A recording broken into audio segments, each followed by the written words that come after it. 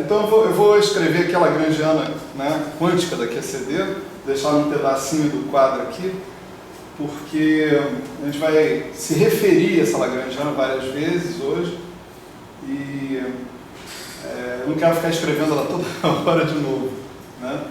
Então vou fazer uma reserva de domínio aqui do quadro negro para a lagrangiana. Ela é dada por isso aqui, né?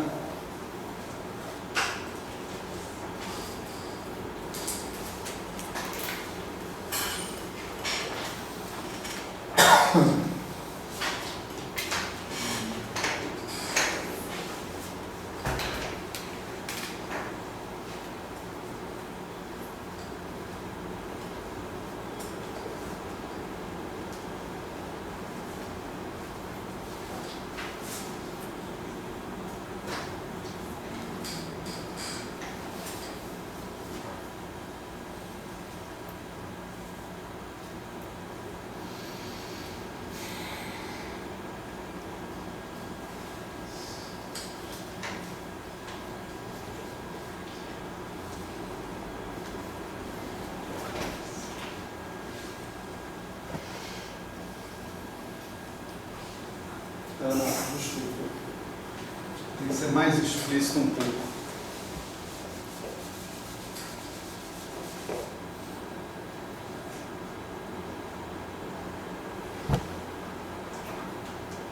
Vamos fazer assim.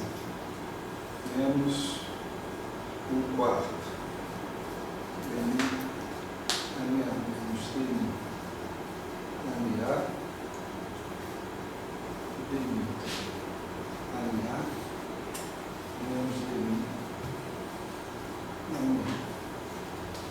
essa é a parte 0. Vamos colocar aqui também os termos livres fermiônicos.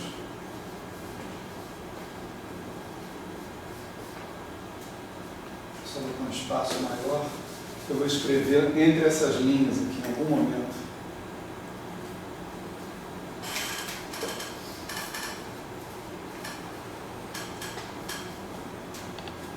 E aqui vamos colocar os termos de interação, né?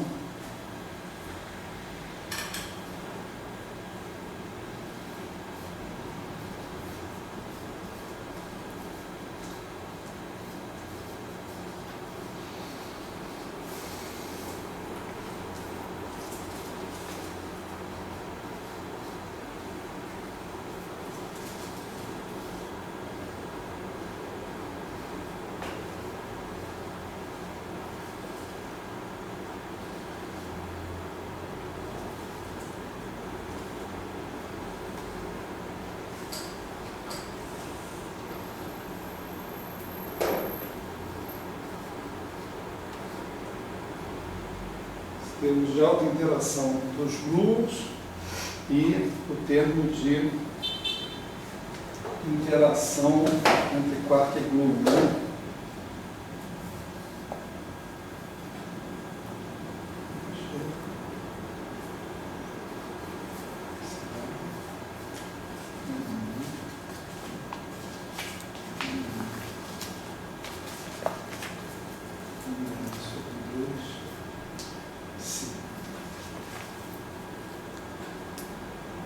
E os termos de fantasmas.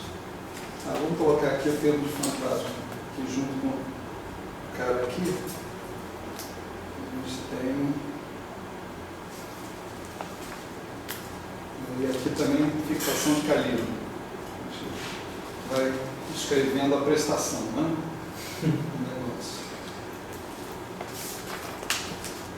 A culpa não é minha, a culpa é dessa lagrangiana que é imensa.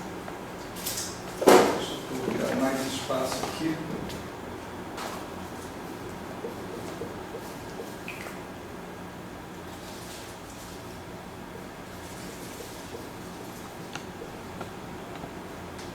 Aqui vamos botar os termos livres de fantasmas, que vai ser A, igual a mediano. E aqui um termo de interação, ghost, fantasma, gluon, né?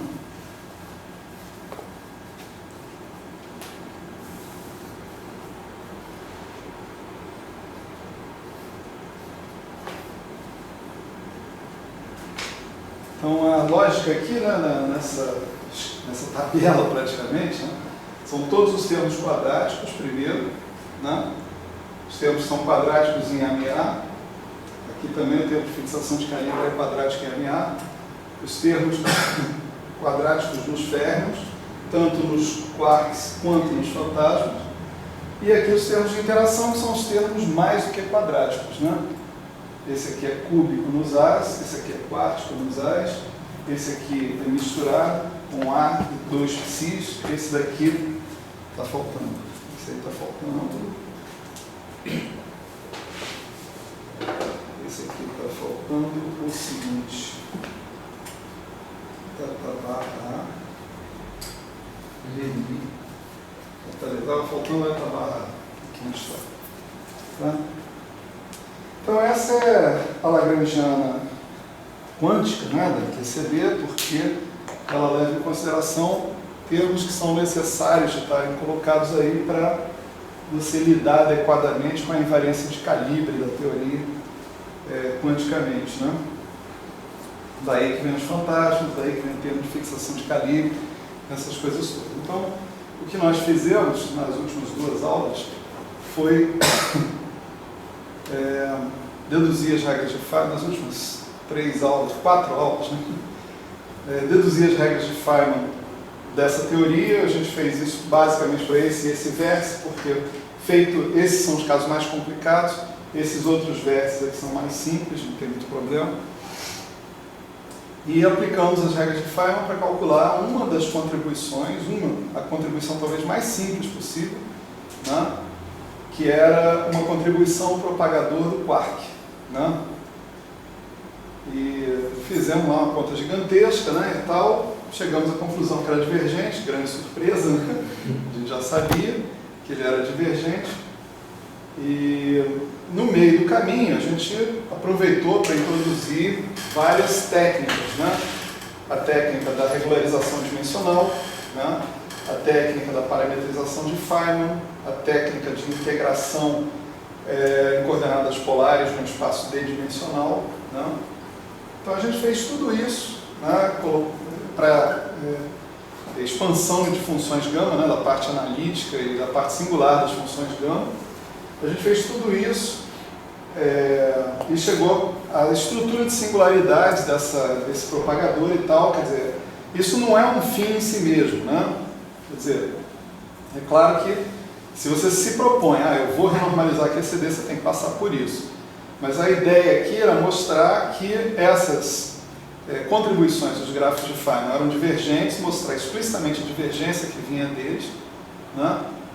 E a partir desse momento, é claro que existem outras divergências na teoria, e a ideia nessa aula de hoje é a gente analisar sistematicamente aonde que podem aparecer essas divergências, tá certo? Dentro da teoria. É disso que se trata isso aqui, contagem de potências e renormalizabilidade. Então, apesar do que a gente vai fazer aqui ser aplicado para QCD, né? Mas a maneira como a gente vai fazer essa análise é absolutamente geral. Pode ser aplicado para qualquer teoria de campo dentro de certos requisitos, né? Que são requisitos extremamente comuns, né? Para as teorias de campo. Então, para começar, ainda não está claro por quê, mas vai ficar daqui a pouco, vamos nos preocupar com a questão da dimensão canônica desses campos, tá certo? Desses campos todos. Dimensão é isso aí, quanto pesa, né?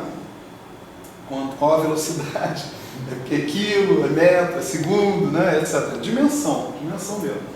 Só que, claro que nós estamos falando em unidades naturais, né? Em unidades naturais você diz o seguinte: eu meço tudo em todas as velocidades em unidades de C. Então a minha velocidade atual, né, supondo que eu estou andando aqui mais ou menos, sei lá, quanto é isso aqui? 10 centímetros por segundo, né? Alguma coisa desse tipo. Isso eu tenho que expressar em termos de C. Então isso é uma certa fração da velocidade da luz, 0,0000, não sei nem quanto da velocidade da luz, né? É claro que isso não é um procedimento inteligente né, de uma forma inteligente de medir velocidade no nosso mundo, porque você vai dizer a velocidade do tião é 0,00000 não sei quanto c. Isso é ridículo, é muito mais fácil dizer 10 centímetros por segundo, que isso é mais econômico, né?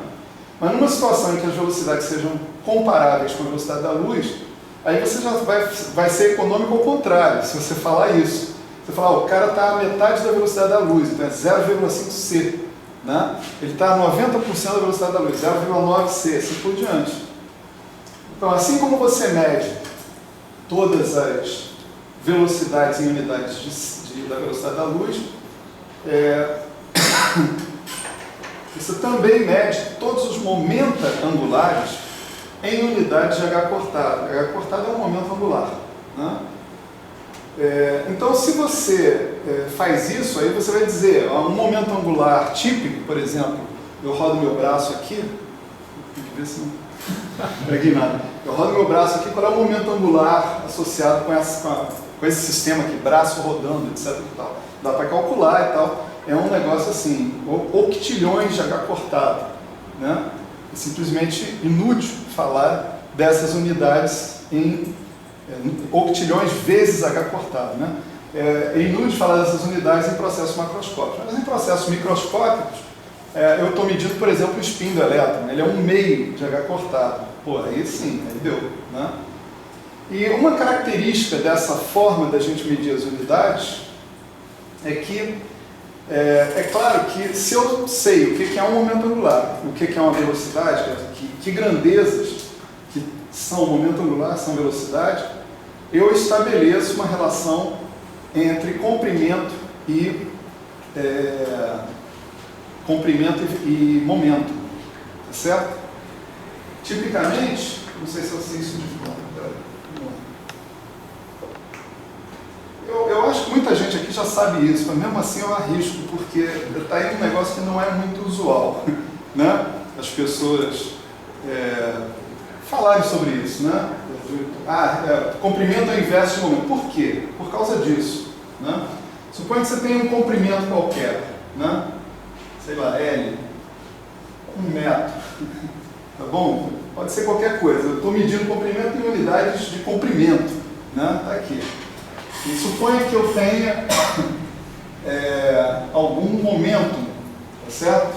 P, que eu vou dizer que é 1 metro por segundo, tá certo? Entre metro e metro por segundo tem segundo, tá certo? Será que eu consigo, dimensionalmente falando, passar de metro para metro por segundo usando H cortado e C? Essa que é a pergunta. Né? Qual é a dimensão de H cortado? Né? H cortado tem dimensão de momento angular. Né? Então ele é massa, né?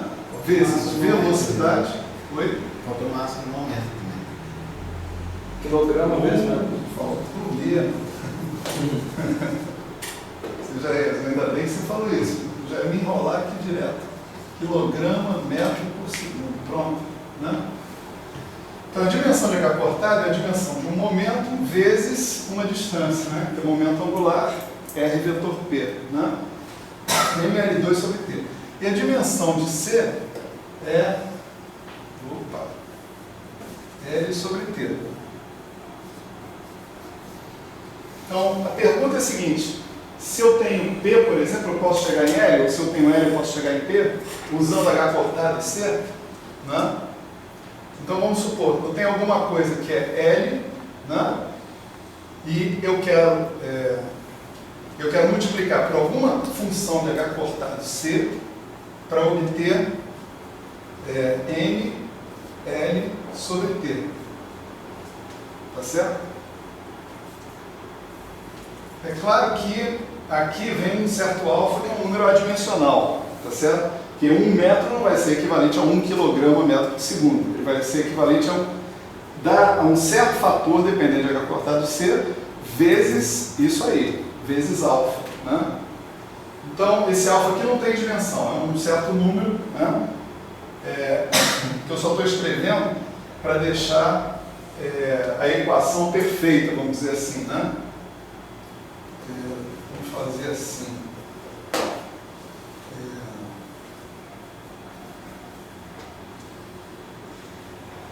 alfa vezes L. Né? Então, para eu sair de algo que tem dimensão de... Não, é isso aqui. Pronto, morreu. Eu tenho que sair de L, multiplicar por alguma coisa que depende de H cortado de C e chegar em momento. Tá certo? Alfa é adimensional, não vou levar em consideração aqui. Então, como é que o que eu preciso obter aqui? Né? Eu preciso obter M sobre T. Né? Os ingredientes que eu tenho para obter M sobre T são H cortado e C. Né? Está bastante claro que se eu fizer H cortado sobre C ao quadrado, eu acho que vai rolar. Vamos ver.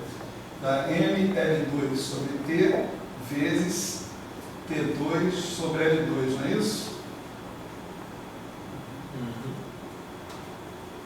Certo? Então L2 foi embora, T2 M sobre T, que é o que eu queria. Né? Então, esse objeto que está aqui é uma coisa que tem dimensão de massa sobre tempo. Né? Então, qualquer comprimento que eu tenha, né? Se eu tenho um certo comprimento, vou mudar a letra, tem o comprimento L, né? Ele vale, sei lá, alfa vezes metro, né? Por exemplo, eu posso transformar esse cara numa coisa equivalente em momento, né? Se eu multiplicar H cortado L sobre C ao quadrado, isso vai ser alfa, né? Vai ser alfa vezes um certo fator numérico que está aparecendo aqui, vamos chamar de perto, que vem em função do H cortado e do C, vezes M metro vezes quilograma, né? Metro por segundo, não é isso? Quilograma metro ao quadrado por segundo ao quadrado. Por segundo. Metro ao quadrado por segundo. Então, se eu tiver um comprimento, eu posso encontrar um momento multiplicando por H cortado sobre C ao quadrado. Tá certo? Então, tem uma relação, portanto, né, entre comprimento e momento.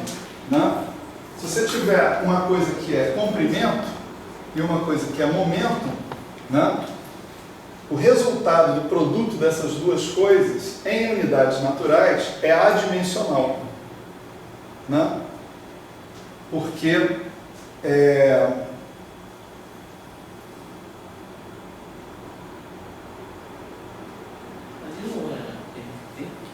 Ia ser MT, Tião. o quê? H cortado sobre C2 N vezes T. M vezes T, então ferrou.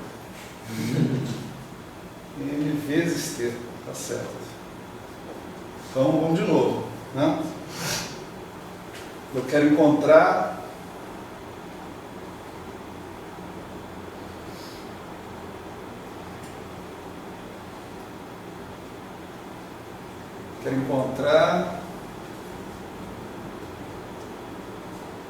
isso aqui tem que ser M sobre T, né? É isso? ML2 sobre T, ok. 1 sobre C2 é T2 sobre L2.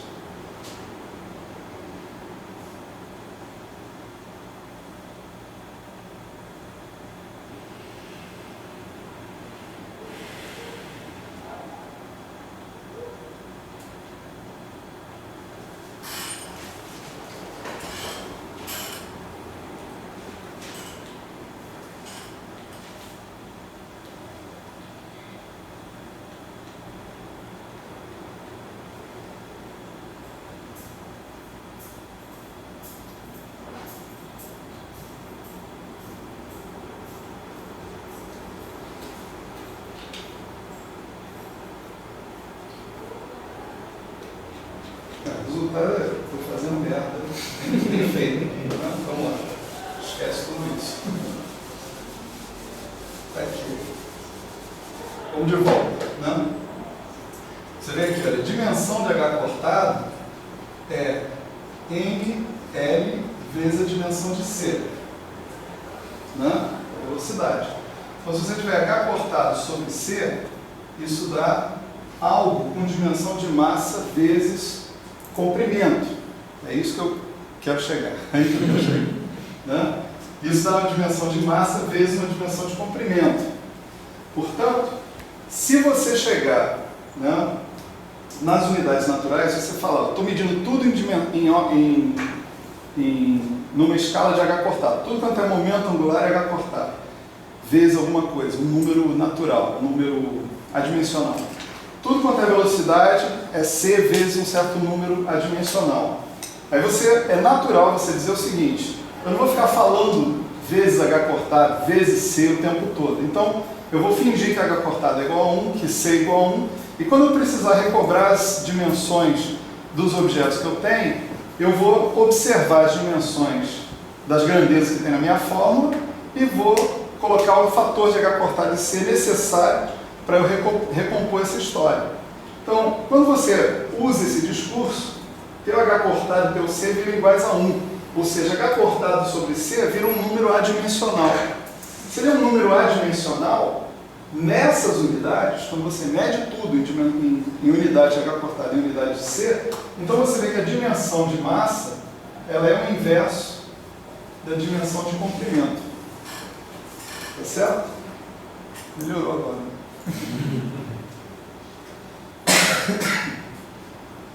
Então, vamos dizer, em unidades naturais é que você pode falar isso aqui, certo? Por quê? Porque H cortado e C não tem dimensão em unidades naturais. H cortado, a dimensão dele é 1, C, a dimensão dele é 1. Né? Quando você esconde os valores de H cortado e de C dentro das suas fórmulas. Beleza, então, pensando nisso, né, a gente vai tentar calcular as dimensões canônicas desses campos todos em se tratando de unidades naturais, no sistema de unidades naturais. Né? O nosso parâmetro aqui é o seguinte, aqui o que a gente conhece, né, a dimensão explicitamente é da ação integral d4x do L. Né?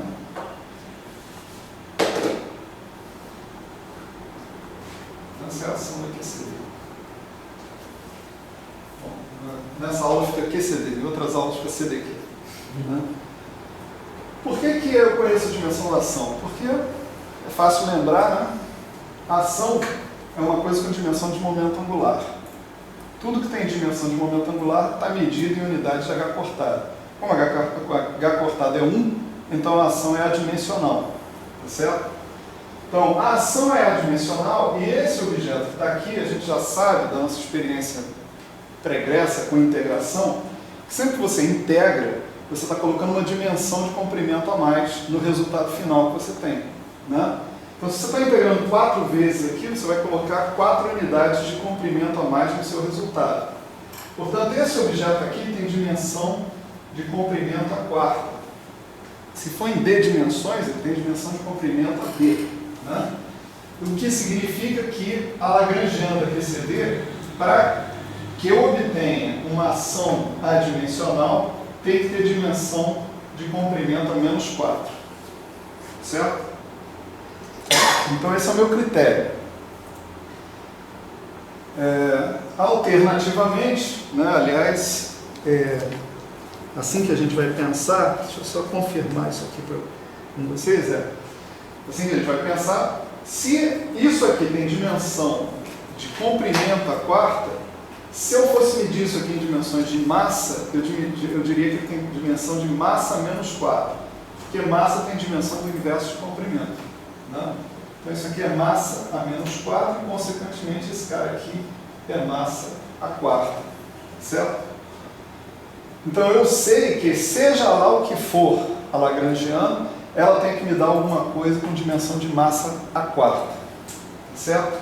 Vamos medir as coisas todas com dimensão de massa. Obter a coisa com dimensão de comprimento é só inverter, né?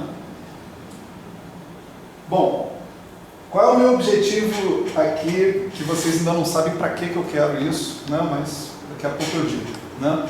O objetivo aqui é dizer qual é a dimensão, por exemplo, do AMI, por exemplo, do Psi, né? Por exemplo, do ETA, né? Desse ghost que está aqui, está aparecendo aqui. Qual é a dimensão desses objetos? Dimensão canônica mesmo. Eles têm que ter uma dimensão canônica, porque tudo tem dimensão, né? Tudo tem dimensão para que eu possa, tudo é adimensional, se for o caso, mas aí é uma resposta que eu estou tendo, eu tenho que ter uma conclusão positiva sobre isso, né? O fato é que cada termo desse, consistentemente, tem que ter uma dimensão tal que produz uma lagrangiana com dimensão de massa elevada a quarta no final. Tá certo? A primeira providência que a gente toma é calcular a dimensão a partir dos termos cinéticos. Tá certo? Então, por exemplo, aqui vem uma regra sobre essa questão de dimensão, né? Uma derivada, né, é um objeto que, quando atua em algo que depende de x, né, sempre reduz a dependência em x de uma unidade, né? Aí logaritmo, professor, né? Logaritmo também funciona assim. O logaritmo é um cara adimensional. Se atua com a derivada no logaritmo, ele dá 1 sobre x. Então você está, a dependência dimensional em x, o cara era x elevado a 0, né? E ele passa a ser um cara que vai com x elevado a menos 1. Então ele reduz de uma unidade. Então, a derivada, a dimensão da derivada, toda vez que uma derivada atua num cara, ela diminui a dimensão de comprimento em uma unidade e, portanto, ela aumenta a dimensão de massa em uma unidade. Tá certo? Então eu posso associar com a derivada, né, a dimensão de massa de n. Tá certo? Aí eu pergunto, qual a dimensão de um termo, desse termo que está aqui? Tem que ser m elevado a 4. A dimensão desse também. Mas esses dois termos têm a mesma estrutura. Eles têm, cada um deles, duas derivadas e dois a's. Tá certo? Derivada A, derivada A. Não interessa os índices nem nada, né? Então, a dimensão, né, de um cara como esse, né, dmi ani, ele vai ser massa vezes a dimensão do ani, né? E se eu quero isso daqui ao quadrado, né, porque eu tenho esses termos que estão aqui ao quadrado, isso vai ser massa ao quadrado, a dimensão do ani ao quadrado. Tá certo? Eu sei que o resultado final tem que ser massa elevada a quarta. Então isso aqui implica que a dimensão do AMA é massa. Certo? Porque você desconta esse massa ao quadrado aqui, fica a dimensão do AMA ao quadrado igual a massa ao quadrado. Então você tem isso, né? Então a dimensão do teu AMI é massa. Ok, isso tem que ser consistente com o resto das coisas. Então eu deveria testar cada termo aqui para ver se isso aqui está funcionando. Tá certo? Olha, aqui, por exemplo, está funcionando, está bem claro, né? Massa, massa, massa, massa ao cubo e uma derivada, massa quarta. Massa, massa, massa, massa, massa quarta. Né? Isso também é Constante de acoplamento. Aí supõe que a constante de acoplamento não tem dimensão. Mas vou ter que testar para ver se isso sai do resto também, né?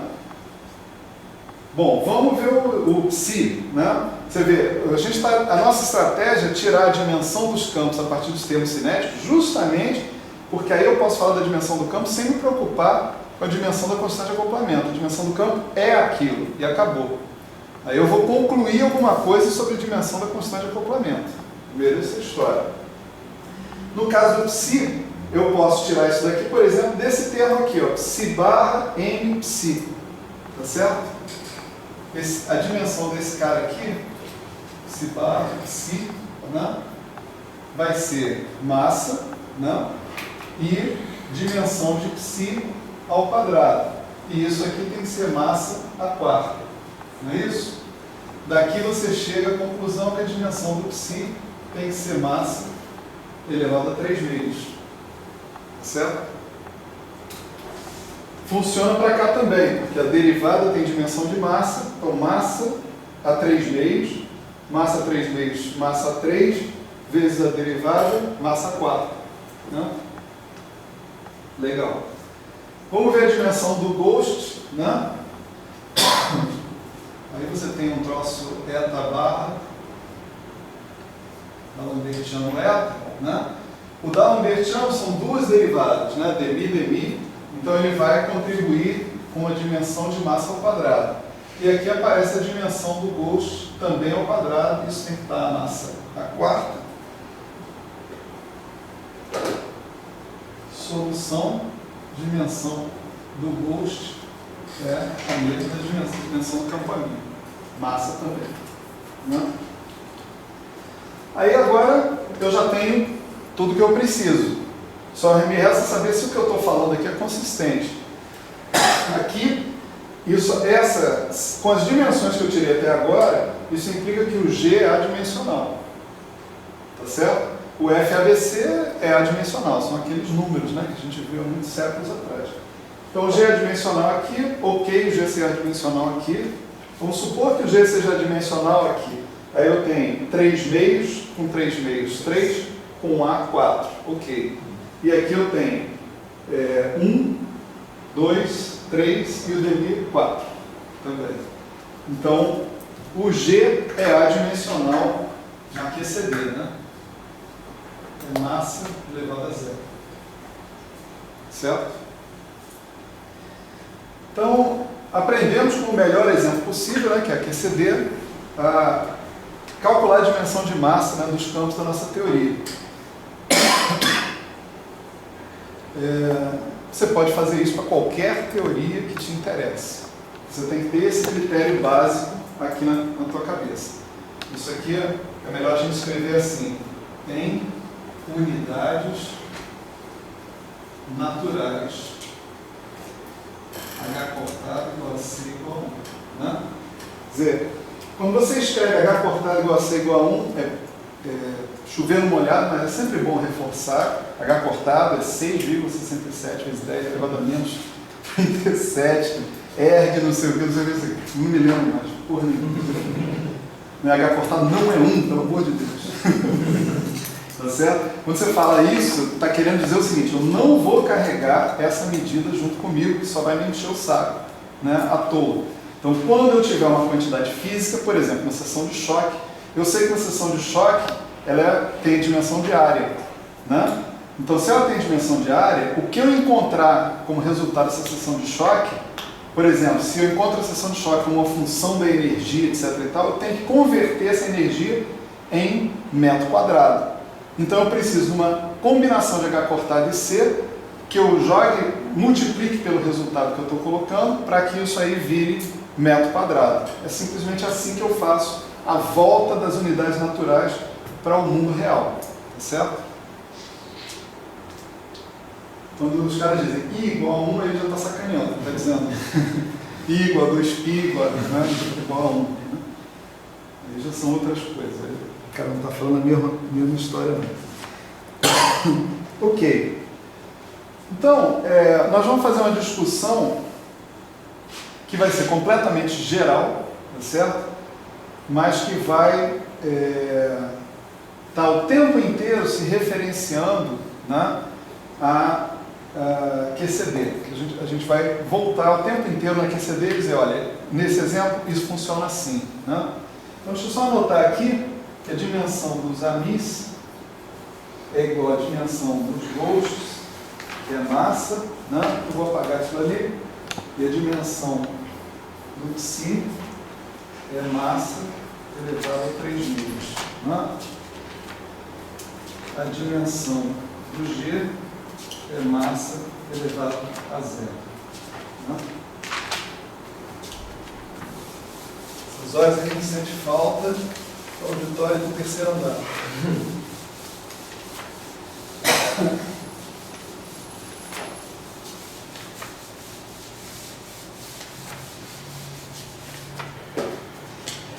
Imagine então que você tenha essa situação aqui, você tem a sua lagrangiana sendo uma parte livre mais uma parte de interação que eu vou escrever dessa maneira. Tá certo? Esses GIs são diferentes constantes de acoplamento, né? E esses LIs, eles são polinômios mais que quadráticos nos campos. Por isso que eu estou classificando esses caras como interações. Esse L0 é uma parte quadrática. Então está bem claro que, por exemplo, no nosso exemplo antecedente, o L0 vem até aqui, né? E daqui para frente é LI. Né? Tem L1, L2, L3, L4, se a gente quiser fazer isso. Né? Cada LI desses, em geral, é um polinômio nos muitos campos dos quais a minha teoria pode depender. Ela pode depender de campos fermiônicos, de campos bosônicos, né? E mesmo de aberrações como esse éter, que é um fantasma, não é nem fermi nem bóson, esse cara. Né? A dimensão de massa tem um caráter de ser fermi ou ser bóson. De ser fermi ou ser bóson tem a ver. Né? Bom, demonstrar isso não deve ser tão difícil assim, embora não me ocorra agora imediatamente, mas você vê, por que você tirou que a dimensão de massa do psi é 3 meios? Porque você tinha uma derivada, tá certo? Por que você tirou que a dimensão de massa do Amir ou do Ghost era n? Porque você tinha duas derivadas nos termos cinéticos, né? Ter uma derivada no termo cinético significa que implicitamente, para você obter um escalar, né, você está contraindo esse índice de Lorentz dessa derivada com alguma coisa. Que coisa é essa? Tem que ser alguma estrutura relacionada com o spin da partícula. Né? Tá certo? Então, é quase irresistível você dizer o seguinte: para eu obter isso aqui 3 meios, é porque só tem dois caras desses, né? O cara é quadrático nisso, e o que sobra está sendo compensado em termos de massa pela derivada. A única coisa que eu conheço que funciona desse jeito são férmions. Entende? Toda vez que eu tenho um bóson, né, eu tenho equações de segunda ordem, né? O que significa que, em geral, eu vou ter que ter duas derivadas na minha lagrangiana livre. É uma brincadeira simples que você tem que fazer. Né? Quer dizer, se eu tenho que ter duas derivadas na lagrangiana livre, quer dizer, a derivada do campo ao quadrado, porque quando eu derivar em relação à derivada do campo, tem que sobrar uma derivada do campo. Nas equações de Euler-Lagrange entra mais uma derivada. E aí essa derivada das equações de Euler-Lagrange vai somar com a derivada do cara que já estava lá para formar uma equação de segunda ordem. Né? Então, a dimensão de massa, eu acho que dá para você mostrar, se você fizer um esforcinho, que ela está intimamente conectada com a ordem da equação diferencial que o campo clássico obedece. Né? E, portanto, né, com o fato dele ser bosônico ou fermiônico. Um campo bosônico não vai conseguir, pelo menos um campo bosônico saudável, né, não vai conseguir satisfazer uma equação diferencial de primeira ordem. Né? Foi isso que o Dirac tentou, né? Sala Dirac, atenção pessoal, adeptos de Dirac. Né? O Dirac tentou consertar a equação de Klein-Gordon. Onde é que ele chegou? Chegou no férmio. Né? A equação de Klein-Gordon era para quê? Para um bóson. Né? Não levava em consideração spin. Né? Então, quando ele tentou consertar a equação de Klein-Gordon, que era para fazer a equação DC de ordem 2 para ordem 1, né? O que ele foi forçado, ele chegou forçosamente, era um férmio. Né? Então, a ordem da equação diferencial está conectada com o caráter estatístico dos caras. Você vê os ghosts, olha só os ghosts. Os ghosts são uma verdadeira aberração. A gente colocou os caras como variáveis anticomutantes, portanto, como férmions. No entanto, eles possuem duas derivadas, né? Se você integrar por partes, isso aqui vira dmi eta barra dmi eta, né? Então ele vai satisfazer equações diferenciais de segunda ordem. Tem um férmion que obedece a equações diferenciais de segunda ordem. Então, você vê, quando você mistura esses conceitos, dá essa merda. Entende? Dá um ghost, um cara que vai... Você pode mostrar com mais trabalho um pouco que tem probabilidades negativas associadas com ele. Estados de norma negativa, né? E problemas, né? Resíduos negativos, compromete a unitariedade, etc. Eu estou dizendo compromete a unitariedade se for só esses caras sozinhos. Esses caras, junto com os outros, na verdade, resolvem o problema da unitariedade. Tá certo? É outra história. Mas se você pensar numa teoria saudável, em geral, você vai pensar o seguinte: se for uma teoria de primeira ordem, vai ter que ser férmion. Se for uma teoria de segunda ordem, vai ter que ser bóson. Se você colocar ordens superiores, complica de novo a guerra. Tá certo? Aí você pode obter, sei lá, Arita Schwinger e tal, você pode obter propagação de estados de norma negativa, você também vai ter que lidar com isso no meio da história.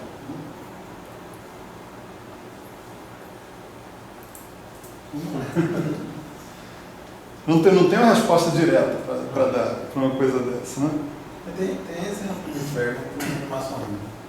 Faça férmion o quê? Com dimensão de massa única. Quem são esses caras? Eu estava apresentando aquele seminário aqui. Mas quem são esses caras? Não sei se são exemplos físicos, mas são propostas. Não, exemplo não físico, achei. Não, quando eu falo aqui, eu estou sendo humilde, né? Eu estou falando das partículas que a gente conhece, né? Pode ser que você tenha propostas teóricas, partículas que você não sabe quais são ainda, né? O que espera que elas existam, aí não sei, pode ser que pode acontecer de tudo. Elco tem massa, dimensão de massa. Quem? Elco. Eu vou falar Elco. Eu acho que tem sim. Que é quadrado. Verdade, foi isso. Eu sou seu nome, eu sei quem que é exatamente. É LCO. Agora eu estou lembrando que ele falou disso. É verdade. Não leva a sério, não. Mas se mudar a dimensão, né? Se não botar mais 4. Não, mas aí 4. Não entendi. É 4. Porque se não for 4 dimensões, você pode. Isso é diferente. Nossa. Se não for em 4 dimensões. Perdão, né? Toda essa análise aqui, ela está bonita para 4 dimensões. Em D dimensões, essas dimensões aqui vão ser expoentes de M como função de D também. Certo? E aí você vai ter que se perguntar se as suas equações diferenciais são aquelas ou não. Você abre um monte de questões aí, né? O finado Jean Biagi, que ficava nessa sala aqui do lado, né? Não nessa, essa era do Leite Lopes, sala do lado. Os últimos trabalhos aí da vida dele foram relacionados a quais são as boas equações diferenciais que alguém tem que satisfazer, que um campo tem que satisfazer em D dimensões. Ele dizia, olha, às vezes as pessoas pegam essas coisas de redução dimensional, por exemplo, e falam assim, não, é só tirar uma dimensão e manter a mesma equação diferencial, só que com uma dimensão a menos. Mas você muda a solução da sua equação diferencial radicalmente, né? Você pode ver um exemplo no eletromagnetismo mesmo, né? Se você tem dimensão 3, o teu potencial é 1 sobre R, né? Mas se você vai para a dimensão 2, espacial, seu potencial é logaritmo. Qual é a interação boa? Se você pegar um elétron planar, por exemplo, né? Ele não sabe que ele está em dimensão 2, cara. A interação dele é 1 sobre R. Você está entendendo? Ele lembra da dimensão 3, onde ele está colocado, não é da dimensão 2 ali. Então, o Jean Biagi tinha a proposta de que ele deveria, na verdade, preservar outras propriedades do movimento da partícula, da propagação das partículas. Tipicamente, no caso que ele falava, o princípio de Huygens, né? O princípio de montagem das frentes de onda, né? Dos propagadores associados com as partículas. Então, ele dizia o seguinte, olha, o princípio de Huygens tem que ser satisfeito nessa dimensão. E aí ele obtinha novas lagrangianas. Se mudava de dimensão, você tinha que mudar de lagrangiano. E você tinha que colocar operadores pseudo-diferenciais nos seus lagrangianos. Ainda tinha mais essa. Então, eu achava esse trabalho do Jean Biagi bem legal, bem interessante. Né? Porque eu achava muito físico, assim, muito em cima de de requisitos físicos. Mas a galera por aí parece que não gosta não, porque é difícil, né? O operador pseudo-diferencial é difícil. Então é melhor só congelar um grau de verdade, tá tudo certo. Então, Não entendo o operador pseudo-diferencial. é um operador que você não escreve como diferenciais. Você escreve como um kernel, por exemplo. Né? Por exemplo, D'Alembertiano elevado a meio. Né? Esse é um operador pseudo-diferencial. Você tem um kernel para esse cara, que define uma ação integral dele, mas você não tem ele escrito em termos de derivadas. Entende? Bom, vamos para lá, senão a gente não termina. Então, vamos supor que a gente esteja nessa situação, essa é uma situação geral, está aqui exemplificando no nosso caso. Né? E nós vamos supor o seguinte, cada LI desses, né, ele vai ter um certo número de campos fermiônicos, ele é um polinômio, né, que eu vou chamar de FI. FI é o número de campos fermiônicos que comparecem a LI. Né? E BI vai ser o número de campos bosônicos que comparecem a LI. Além disso, eu vou chamar de DI o número de derivadas, porque pode ter derivada, que aparecem dentro do LI. Tá certo? Então, exemplificando aqui, né, você vê que, por exemplo, esse termo aqui, o número de campos, desculpa aí, gente. Vamos ver se agora.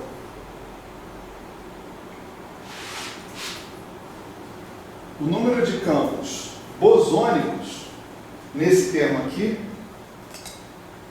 todo mundo olhando para o caderno, ninguém viu. Nesse termo aqui, o número de campos bosônicos é 1, 2, 3. O número de campos fermiônicos é 0. O número de derivadas é 1, tá certo? Aqui o número de campos bosônicos é 4, o número de derivadas é 0, o número de campos fermiônicos é 0. Aqui o número de campos fermiônicos é 2, o número de campos bosônicos é 1 e o número de derivadas é 0. Aqui tem o número de campos bosônicos é 3, nós vamos contar os ghosts como campos bosônicos. Tem uma razão para isso. A razão para isso é porque o propagador dos ghosts é menos, né, o propagador de um campo bosônico. Nas regras que a gente vai tirar para a contagem de potências, a gente vai associar o campo com o seu propagador. Então, nessa contagem de potências, a gente vai associar o ghost a um campo bosônico por causa do propagador do ghost. Vocês vão ver rapidamente o porquê. Eu estou pensando também pelo fato da inclinação de Mas massa. tem um pouco mais de engenho, utiliza para ele. É, mas é uma razão topológica, no final das contas. É mais simples, não precisa de tanta intuição assim. Tem uma razão matemática para você fazer isso. Né? Então aqui ó, tem o número de campos bosônicos, supondo que o ghost é uma partícula bosônica, né? Como 3, o número de derivadas 1 e o número de campos fermiônicos 0. Certo?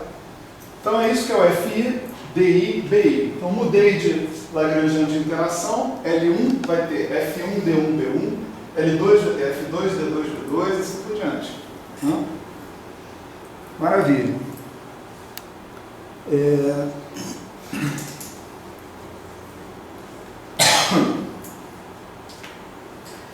Então vamos supor que eu procuro calcular a dimensão desse LI, tá certo? Qual é a dimensão desse LI em 4 dimensões? D igual a 4, né? Eu vou chamar de DI, né? A dimensão desse LI, e essa dimensão vai ser o seguinte, é bem fácil calcular essa dimensão. Vai ser o número de campos fermiônicos vezes a dimensão de um campo fermiônico, não é isso? Então a dimensão de um campo fermiônico é 3 meios, né? Mais, né? O número de campos bosônicos vezes a dimensão dos campos bosônicos em 4 dimensões. Então, vai ser BI. Né? e depois o número de derivadas vezes a dimensão das derivadas. Portanto, isso daqui vai ser DI. A dimensão das derivadas é 1, né? M elevado a 1. Tá certo? Então, o que eu estou dizendo aqui é que a dimensão do LI é massa elevado a DI. Consequentemente,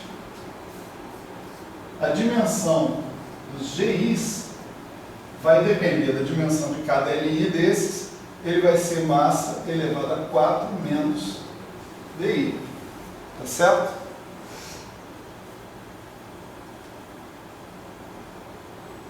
Então, nessa teoria geral, nós estamos considerando a possibilidade das constantes de acoplamento serem dimensionais. Tá certo? Não é o caso na QCD.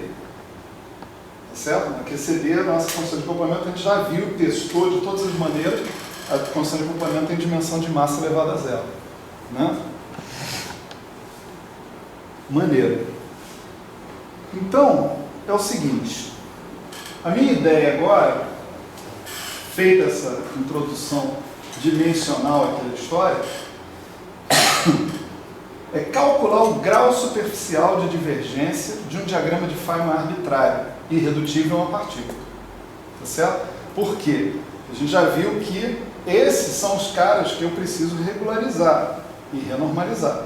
Se eu fizer a regularização e a renormalização deles, eu fiz da teoria inteira. Tá certo? Então, eu vou pensar num diagrama de Feynman genérico, que seja irredutível a uma partícula, ou seja, um diagrama que, se eu cortar uma linha interna, ele não se separa em dois. Porque um cara que, se eu cortar uma linha interna, ele se separa em dois, né? A divergência que ele possa vir a ter não vem desse fato aqui. Tá certo? As divergências vêm de integrais de loops. Tá certo? Isso foi outra lição que a gente aprendeu calculando aquele diagrama especificamente. Então, a divergência vem desse cara que está aqui e desse cara que está aqui. Vamos supor que esse cara que está aqui, né, também tem uma estrutura, né, assim, né, por exemplo. Também, de novo, se eu cortar esse cara que está aqui, as divergências ou podem estar aqui ou podem estar aqui. De fato, se eu usar esse critério, os únicos casos que eu vou ter que analisar realmente são aqueles casos que, quando eu corto, eles não viram dois diagramas separados. São os 1PI, irredutíveis a uma partícula. Certo? Então, vamos pensar num diagrama de Feynman genérico. Tá certo? Diagrama de Feynman irredutível a uma partícula. Certo? Genérico. Então, esse cara, ele é um cara que tem um certo número de linhas bosônicas, tem um certo número de linhas fermiônicas, né, associados com ele, né? Sei lá, se eu pensar no exemplo da QCD, por exemplo, eu posso imaginar o seguinte: eu tenho aqui esse cara que está aqui, aí eu posso ter algo assim, por exemplo, aí ele novamente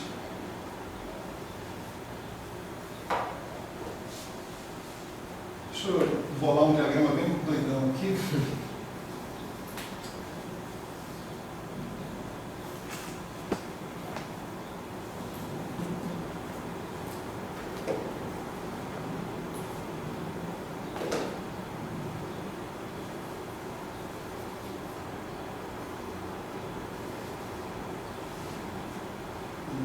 Aqui também.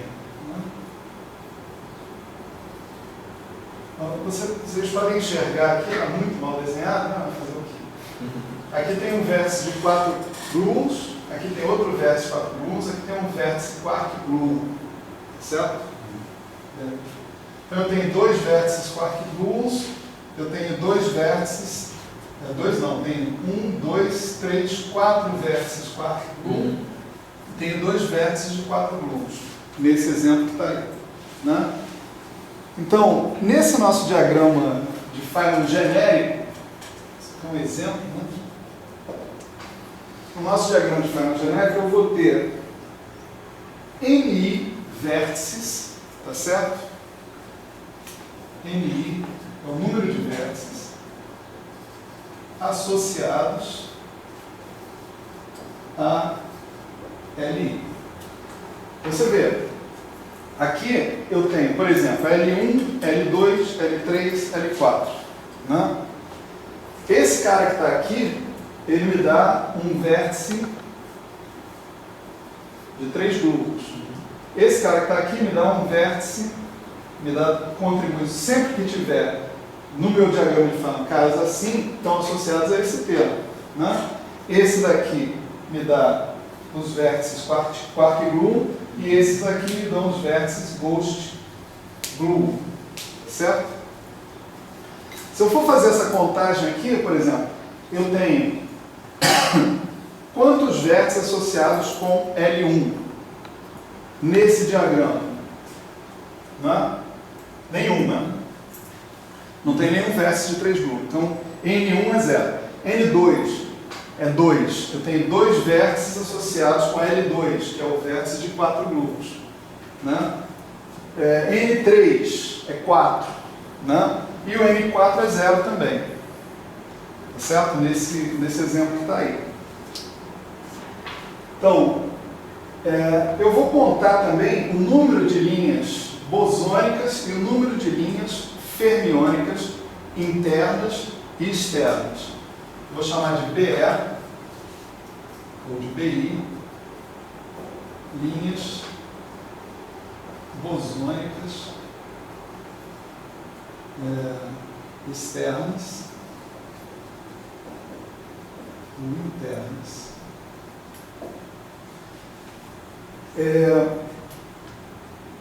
Agora está um pouco mais claro porque que para mim fantasma é bóson, tá certo?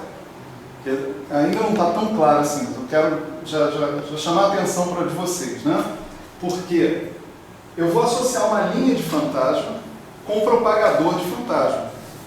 E o propagador de fantasma vai como 1 sobre K2, tá certo? Porque ele é quadrático, né, nas derivadas que estão lá. Então vocês vão ver que quando eu vou escrever uma equação que vai implicar no pareamento do número de linhas internas com o número de vértices, tá certo? E aí, por consistência, o meu fantasma tem que ser um bóson, vai ter que ser um bóson. Ainda não está totalmente explicado não, mas eu estou só chamando a atenção aqui. Então você tem, e o FE, né, ou o FI, vão ser as linhas fermiônicas externas ou internas, certo? FE ou FI. Eu vou dizer que V, que é igual ao somatório em MI, não é o número total de vértices, certo? V é o número total de vértices. Agora sim, né? Agora eu posso escrever rapidamente algumas equações simples conectando essas quantidades. Por exemplo, é essa aqui. Vamos ver o que vocês acham. 2BI mais BE igual a somatório de NI BI. Aqui eu estou dizendo o seguinte: o número de linhas externas mais o número de linhas internas multiplicado por 2, o que me dá isso? Não é? Toda vez que eu tenho uma linha interna, isso significa que houve pareamentos de derivadas funcionais com vértices. Tá certo? Os vértices aparecem dentro do diagrama de Feynman. Fora do diagrama de Feynman são linhas externas. Não é? Então, para eu ter uma linha interna, significa que houve o pareamento de uma linha de um vértice com o pareamento de outra linha de outro vértice. Ou do próprio vértice, se for o caso. Por exemplo, aqui ter um pareamento de uma linha do vértice com outra linha do próprio vértice. Então, o que eu estou contando aqui é o número de pareamentos que aconteceu no gráfico de Feynman. As linhas externas bosônicas têm que parear com linhas de vértice bosônicas. Está com a cara muito ruim. Vamos fazer Vamos fazer um negócio. Vamos fazer um Φ4zinho da vida que acho que, né, deixa o mundo mais feliz. Você pega aqui, por exemplo, né, você está analisando a função de 4 pontos, tá certo? E vamos supor que a gente coloque aqui 2 vértices, certo? Uma função de 4 pontos. Vamos supor que eu quero construir esse gráfico aqui, quer ver? Ó?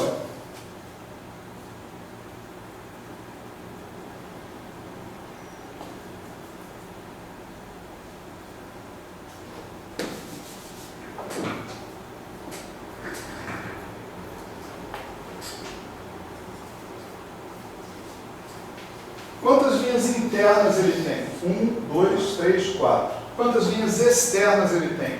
1, 2, 3, 4. Tá certo? Tem 4 linhas internas e 4 linhas externas. Como é que eu consegui essas linhas internas e essas linhas externas?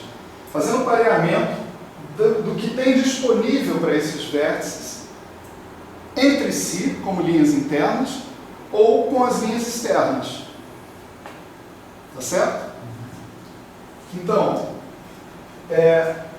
cada linha interna, por exemplo, isso aqui vai dar origem a uma linha interna, ela vem do pareamento de 2 campos disponíveis, um em cada vértice, ou de 2 campos disponíveis no mesmo vértice, mas não é o caso do diagrama que a gente montou ali.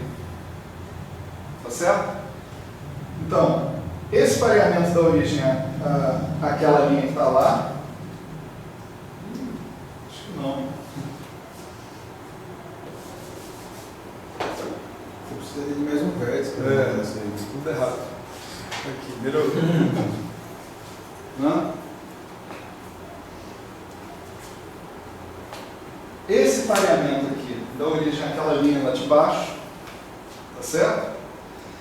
E resta, para que eu monte o gráfico de Feynman, que essas que sobram aqui pareiem com essa, com essa, com essa e com essa.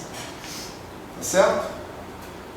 Então, por exemplo, aqui eu tenho um único vértice com 4 campos bosônicos. Tá certo? Então, BI é igual a 4. BI é igual a BI, não, B, né? Só tem um vértice na minha teoria, então não preciso botar BI. B é igual a 4. Número de campos, né, do vértice é igual a 4. Quantos vértices eu tenho? 2. Então eu tenho 8 pareamentos disponíveis. Tá certo? Então eu tenho 8 pareamentos disponíveis. 2B é igual a 8. Tá certo? O que eu posso fabricar com esses 8 pareamentos disponíveis? Cada linha externa só precisa parear com um cara, porque o campo externo que está lá já vai definir uma linha externa. Né? Então, por exemplo, esse cara pareia com um cara que está aqui. Esse pareia com um só. Esse pareia com um só também. Esse também. Tá certo? Então, cada pareamento disponível vai parear uma única vez com uma derivada funcional externa. Tá certo? Então, as linhas externas, para você retirar, para você gastar os seus pareamentos, elas contam como uma vez. Um gasto de pareamento, vamos dizer assim.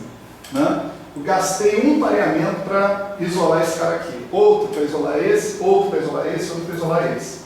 Então, o BE, número de linhas bosônicas externas, é 4.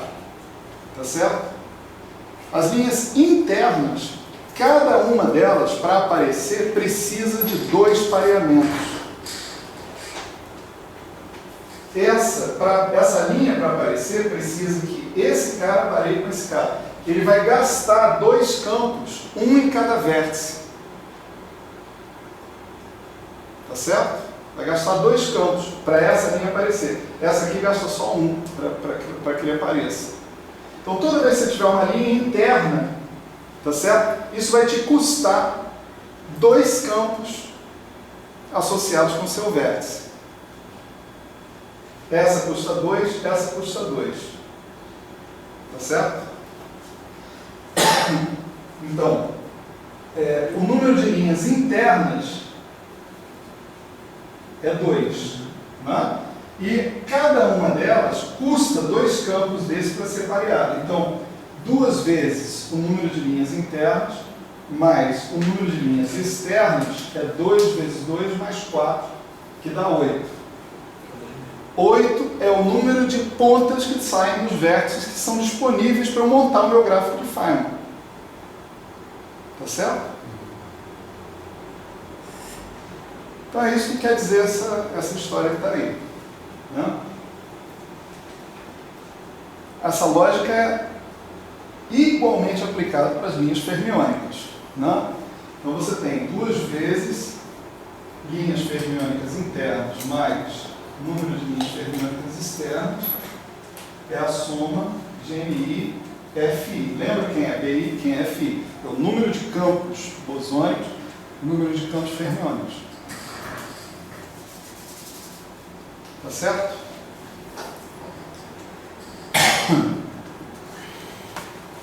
Então, vamos lembrar também qual é a nossa tarefa. Né?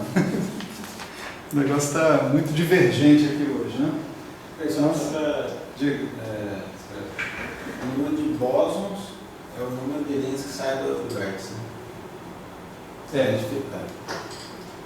O BI, né? Que você está falando? Então, por exemplo, se eu tiver um vértice, um vértice igual aquele lá de cima, sai e volta nele mesmo, conta com 2.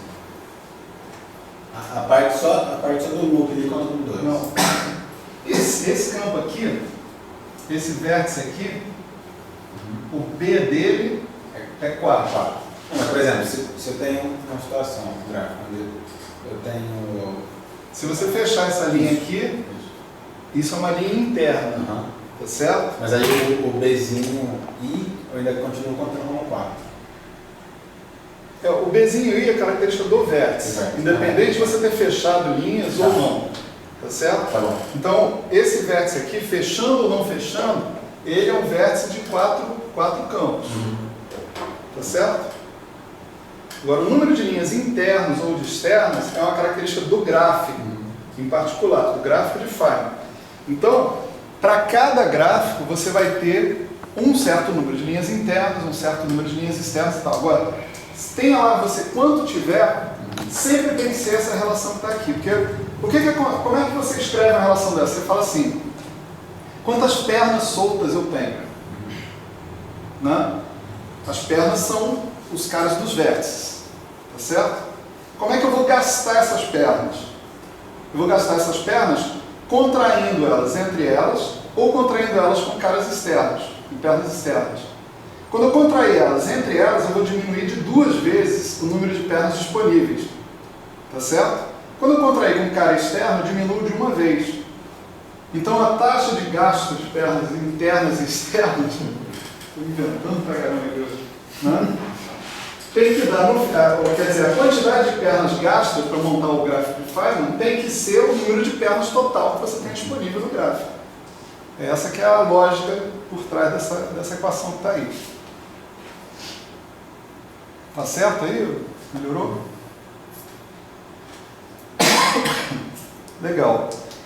Então, nossa intenção é calcular o grau superficial de divergência do diagrama de Feynman mais geral possível e redutível a uma partícula. Tá certo? E isso é fácil de fazer. Incrível, mas é fácil. Não tem dificuldade nenhuma. Olha só.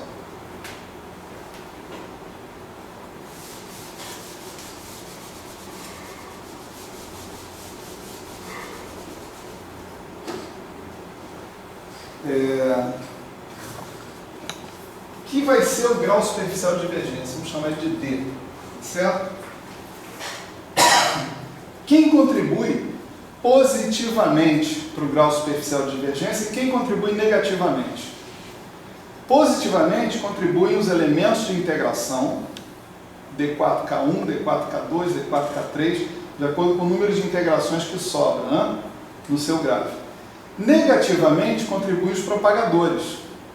1 sobre K1, 2, 1 sobre K2, 2, 1 sobre K1, se for férmio, né? 1 sobre K3, se for férmio, 1 sobre K4, se for férmio, coisas assim. Derivadas que você tem nos seus vértices, lembra que a gente fez as regras de Feynman, né? Vão contribuir com o momento no numerador.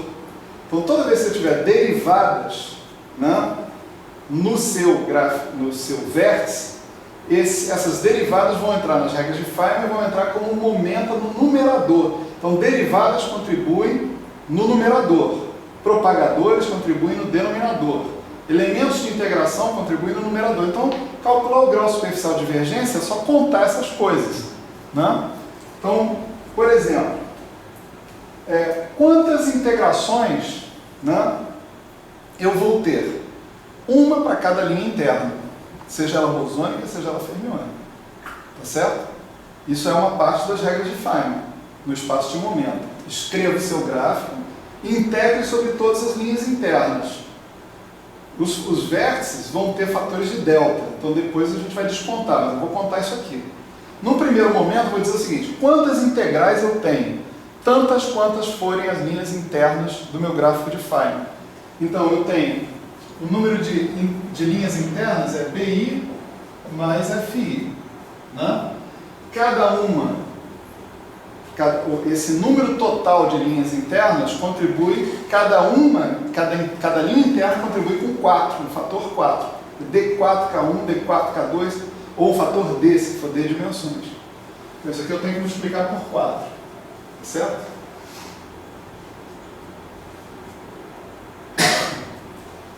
Bom, essas integrais, elas não sobram todas elas não são todas independentes.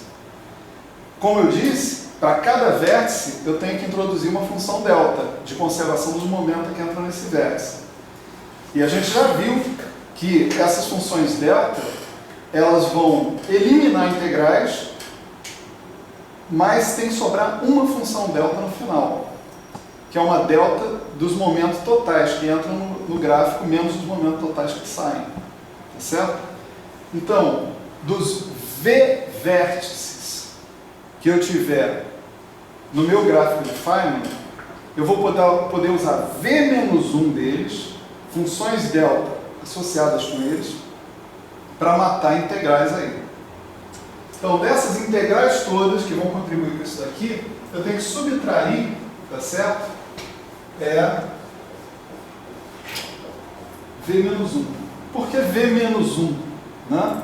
Porque uma integral eu sei que vai sobrar no final como uma delta total que eu não vou poder usar para matar integral nenhuma. Tá certo? Ela vai ficar do lado de fora do meu gráfico de Feynman.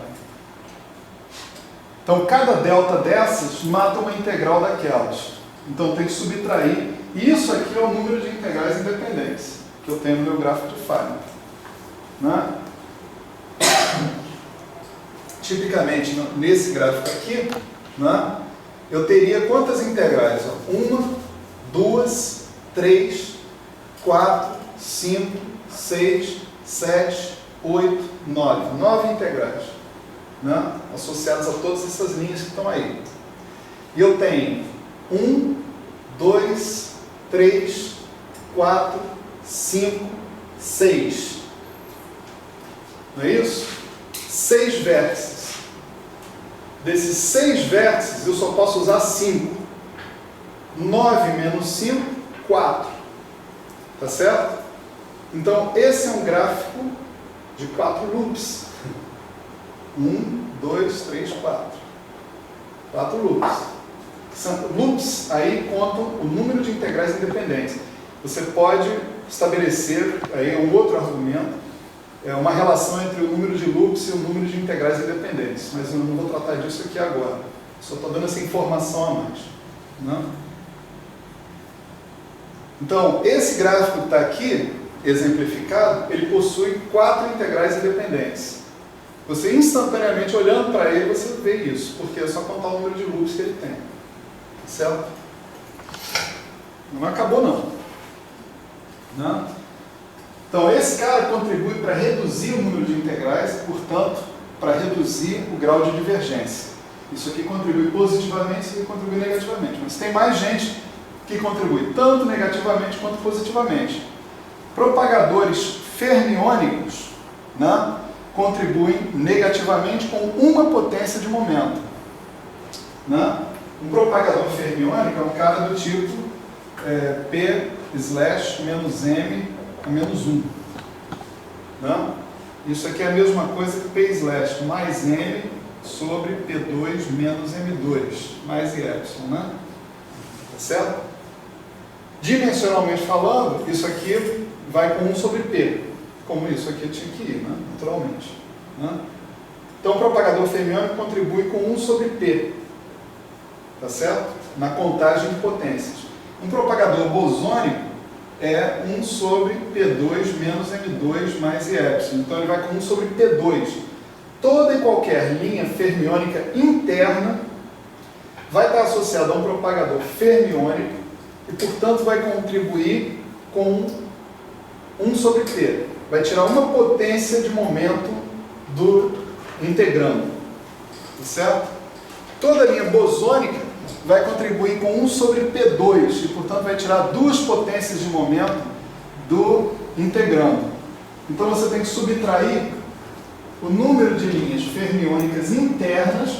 Cada linha fermiônica interna corresponde a um propagador fermiônico. Cada propagador fermiônico corresponde a uma potência de momento. Então, o número de linhas fermiônicas internas é o número de potências de momento que você tem que subtrair. Menos, mais, né? 2 vezes o número de linhas bosônicas internas. Eu estou contando o comportamento do gráfico quando eu faço os momentos que estão sendo integrados irem para infinito. Tá certo? Mas ainda tem. Né? Eu ainda posso ter acoplamentos derivativos em todos os vértices do meu soma de GI e LI, né? Tá certo? Então, cada acoplamento derivativo desses, cada vértice presente no meu gráfico, vai carregar um DI derivadas, tá certo? Então, o número total de derivadas no gráfico de Feynman é NI DI, tá certo? Então, tem isso aqui, ó.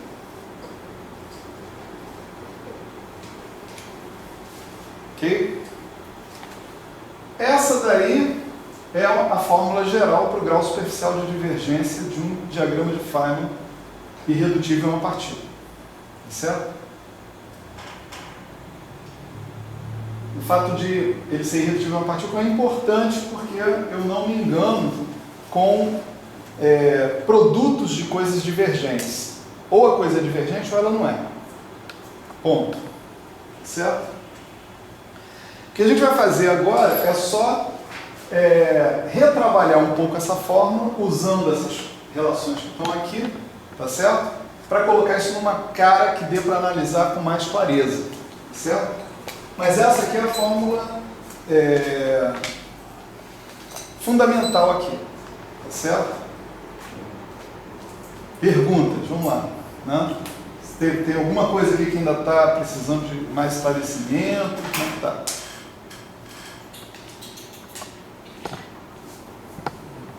Isso aqui você está olhando para isso aqui e escrevendo ali, tá certo? Você escreve a expressão matemática desse cara que está aqui, aí você conta o número de integrais, o número de deltas associadas com seus vértices, tá certo? O número de propagadores fermiônicos e bosônicos e como cada propagador contribui, e o número de derivadas, cada derivada contribui com um momento, né? Não teria que contar com o peso das condições de acoplamento, caso elas não fossem adimensionadas? Não, porque as constantes não contam para a divergência da sua integral. Lembre-se que eu estou fazendo aqui?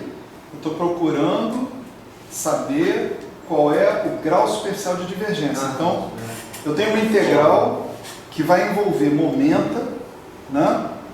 e eu tenho que saber se essa integral converge ou diverge. Se esse D for menor que zero, a integral converge superficialmente, pelo menos. Se esse D for maior ou igual que zero, ela diverge superficialmente. Quando eu quero dizer superficialmente, eu quero dizer, mesmo ela sendo convergente, ainda poderia haver um subgráfico que fosse superficialmente divergente. Tipo, eu faço essa conta para esse cara aqui em 4 loops e eu encontro, esse cara aqui é convergente. Mas, por exemplo, esse cara aqui sozinho, esse gráficozinho aqui, não é. Eu posso fazer a conta dele e vou ver que ele é superficialmente divergente. Tá certo? Então, daí, isso é a origem da palavra superficialmente, né, do termo superficialmente. Também você pode achar um gráfico superficialmente convergente, acho que tem algum termo divergente. Sim, é isso que eu estou falando. Não, quer dizer, o contrário, então. Ele seja divergente, mas o subgráfico seja convergente. Sim, também. Também pode encontrar.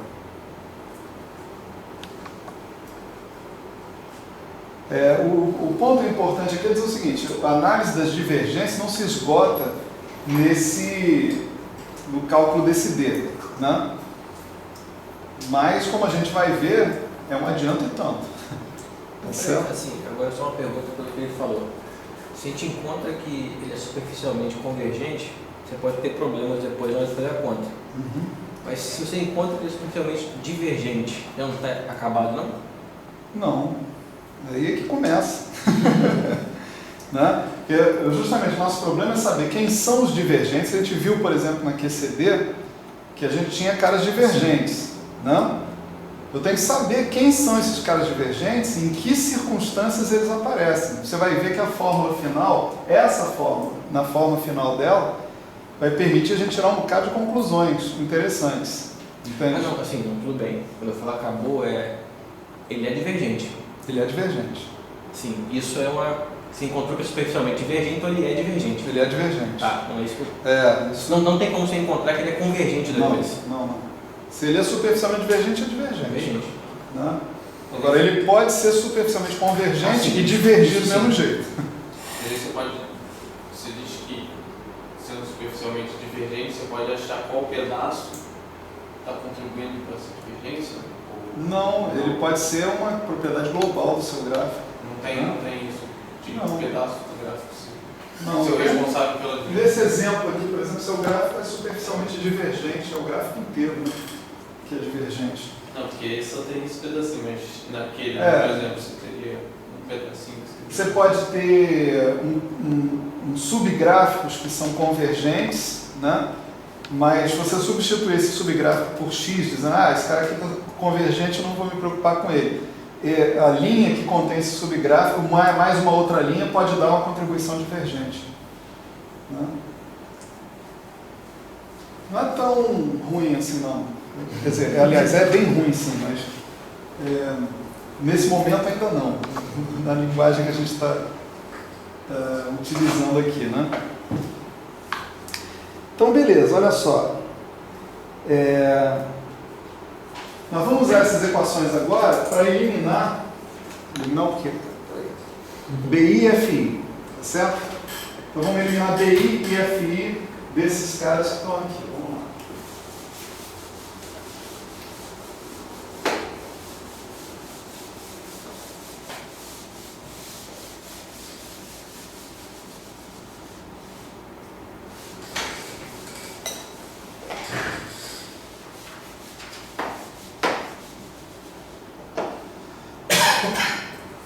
Por aqui, por exemplo, eu tive que BI, né, é igual a 1 meio de somatório em GNI BI menos 1 meio de BE, né? E o FI é a mesma coisa.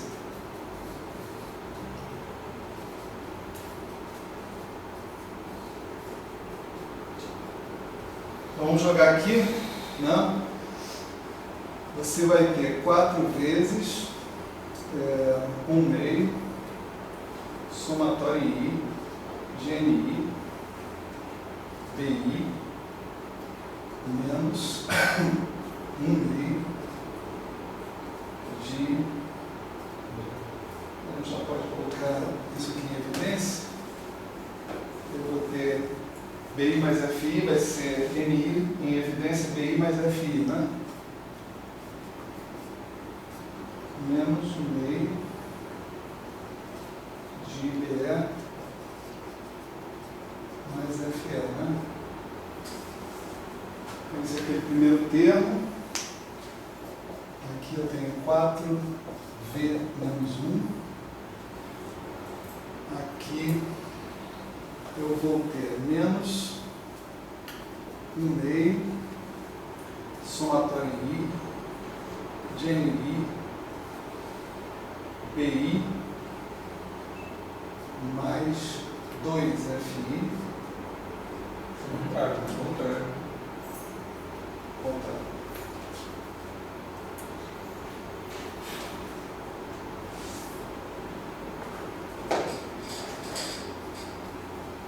BI mais FI, né? Menos 1 meio de BE mais FE mais Estou com 2 no BR, né? com 2 de BE. Certo? Certo, não? Mais somatório em I, GNI, DROM. Né? Bom, aí dá para simplificar mais coisas, né? Isso aqui, esse 4 entra aqui, vai virar 2, né? 2 e 2, né?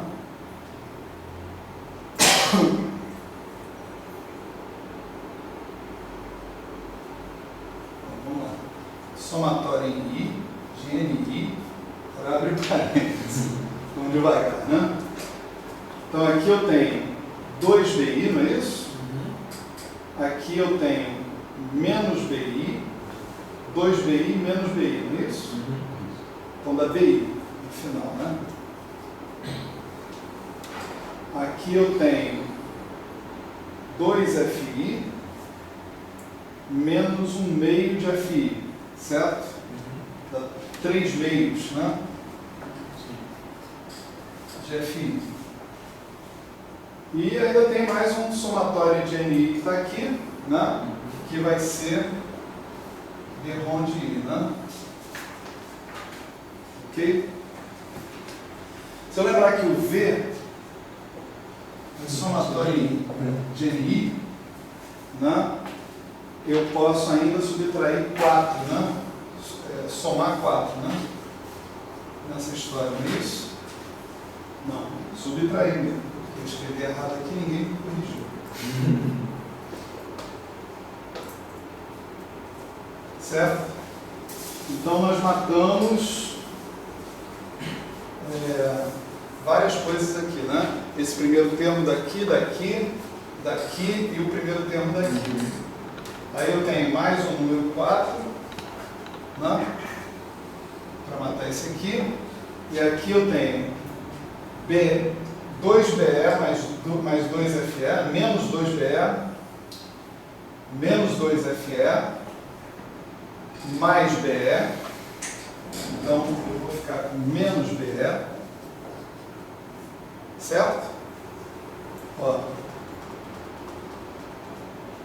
2BE, menos 2BE, mais BE. Então, dá menos BE. Menos 2FE, mais 1 meio de FE.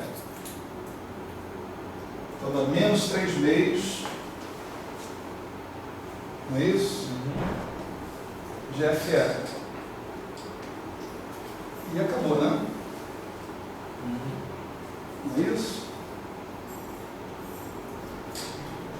Agora, isso aqui, vou puxar para a memória de vocês, é o DI. É justamente a dimensão em campos dos LIs. Né? Você pega o LI, um polinômio nos campos, você calcula a soma das dimensões canônicas de cada um deles. Né? Então, a fórmula final aqui ficou somatório em I de NI né? Vamos colocar um menos aqui na frente, por razões que vocês já vão ver. 4 menos DI, né? Menos 3 meios de FE mais BE menos 4. O menos é bom pelo seguinte, porque isso é um grau superficial de divergência. Então, o menos já está induzindo o meu pensamento positivo de que o gráfico vai ser superficialmente convergente. Se esse grau for menor que zero, o gráfico é convergente. A merda vai dar quando trocar o sinal aqui. Certo? Relembrando, né, a dimensão da nossa constante de acoplamento, né? Apaga isso aqui, né?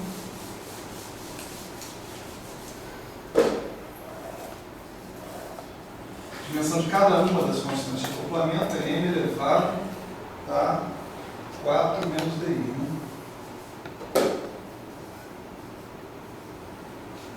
Então aqui está aparecendo exatamente a dimensão da constante de acoplamento. Olha que legal. Tá certo? 4 menos DI. Então, o nosso problema aqui é o seguinte.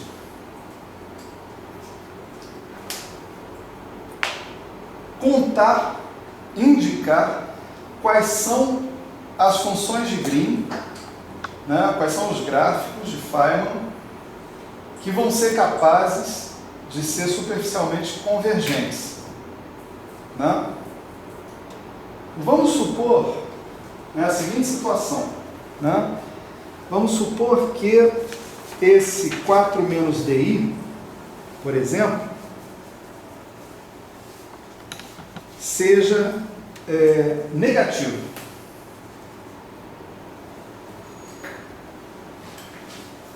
Certo? Se ele for negativo, né? Deixa eu escrever isso aqui. Tá.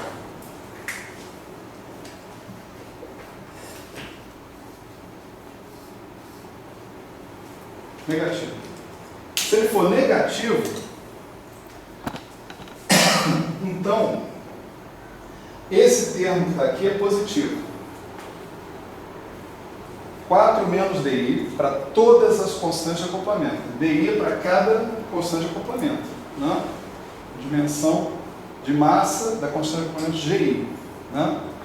Então, se 4 menos DI for negativo, esse termo que está aqui é positivo. Tá certo? E você vai ter um número. Deixa eu ver se eu não estou me enganando aqui. Mas aqui está ao contrário do que eu estou falando. Espera aí.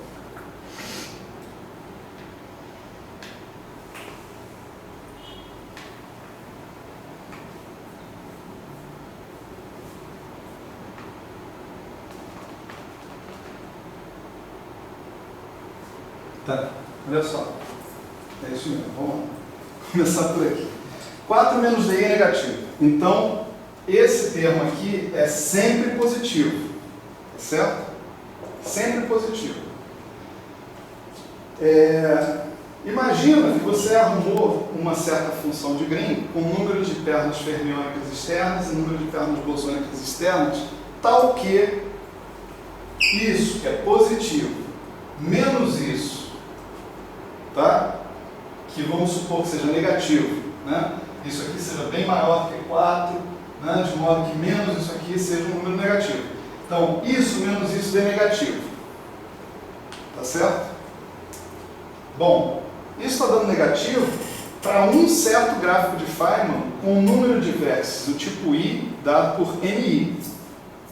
Se eu aumentar, mantendo o número de pernas fermiônicas, o número de pernas bosônicas fixo, tá? Se eu aumentar a ordem perturbativa, eu vou aumentar o NI. Então eu posso fazer esse termo aqui crescer até suplantar aquele. Tá? Quer dizer, se por acaso, numa certa ordem perturbativa. Eu tenho um certo número de gráficos. Eu tenho o meu gráfico superficialmente convergente, o meu gráfico, por exemplo, da função de Green de 4 pontos, né? Superficialmente convergente. Se eu considerar a função de Green de 4 pontos, a mesma função de Green de 4 pontos, só que na ordem 3 vezes a mais, 3 vértices a mais, ali eu vou ter aumentado esse cara e eu posso ter transformado o meu gráfico em superficialmente divergente. E dali em diante, desse ponto que eu transformei em diante, quanto mais eu aumentar a ordem perturbativa, mais divergente ele vai ser. Tá claro? O problema é o seguinte, esse D tem que ser negativo. Se a contribuição disso daqui é positiva, não interessa a função de Green que você está considerando, vai ter alguma ordem perturbativa aonde você vai poder transformar esse grau superficial de divergência em negativo, em positivo, e daí em diante ele é sempre positivo. Não?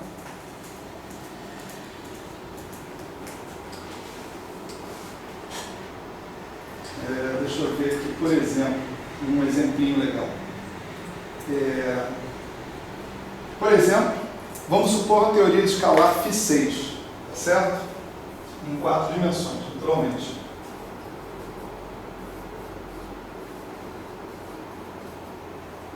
φ6 em D igual a 4 vai me dar 4 menos D, só tem uma interação, né? D igual a menos 2, né? Então eu vou ter isso aqui, ó. O grau superficial de divergência vai ser somatório em I de 2NI, certo? Menos, esse aqui não tem, porque não tem linha fermiônica, então vou ter BE menos 4, certo? Bom, eu posso imaginar, por exemplo, um gráfico onde eu tenho NI igual a 2, uma contribuição de segunda ordem numa teoria φ6, tá certo? Então, teoria φ6, o vértice é assim, né? Vamos supor que eu tenha associado a ele um certo lambda e eu tenha dois vértices num certo gráfico. Eu não vou montar o gráfico, não me compete, né? Eu tenho 2 vértices nesse gráfico, então